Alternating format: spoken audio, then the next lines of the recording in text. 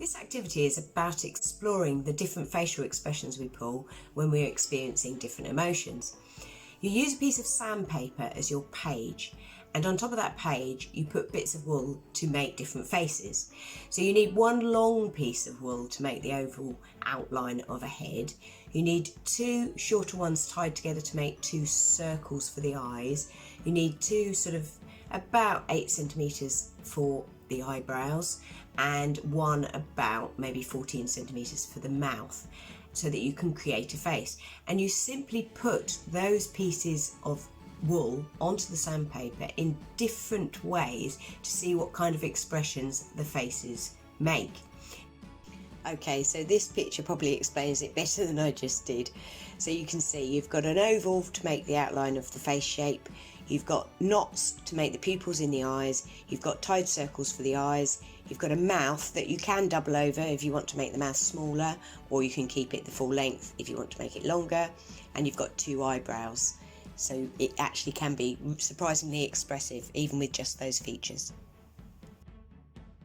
Now, as you can try and make a face that looks angry, or you can make a face that looks happy, but you can also sometimes just put the shapes onto the sandpaper and it ends up in an expression where you think, I'm not really entirely sure what that person or that face is experiencing, but I guess they're not very happy or they're a bit confused, and you can start sort of speculating about what they might be feeling. So here are some examples of the faces that I've made.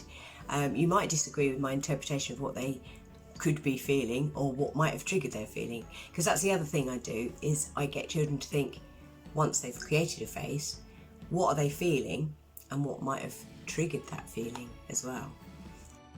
I think this person looks angry. They also look like they're annoyed with whoever they're looking at.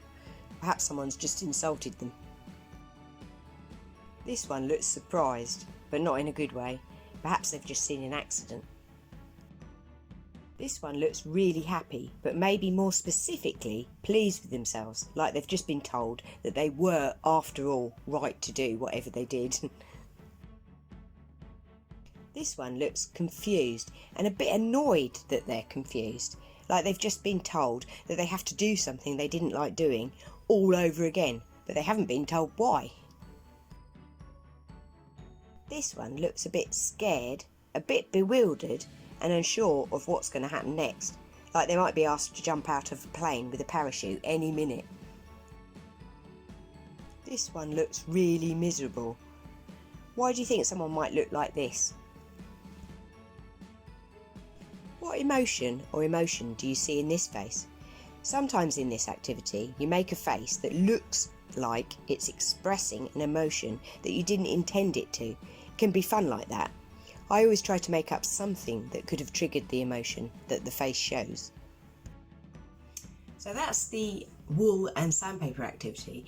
Another thing you can do with it as well is to start drawing the faces that you produce, to in effect draw your own emoticons, because if you create a wool face that looks shocked, say for example, if you try and copy that onto a piece of paper, you'll end up with your own shocked emoticon, which can be fun in itself, and children seem to enjoy doing that.